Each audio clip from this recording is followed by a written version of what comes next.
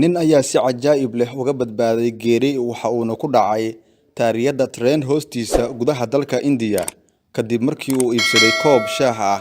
Tareenka uu la socday ayuu isku dayay inuu mar kale dib u koro, laakiin waa uu sanbirixday oo waxa uu ku dhacay taayirada tareenka hoostiisa. Askari ka mid ahaa booliska dhacdadan arkaya ayaa darawalkii tareenka ku baraarujiyay, arrintaas oo keentay in tareenkii la joojiyay si ninka loo badbaadiyo.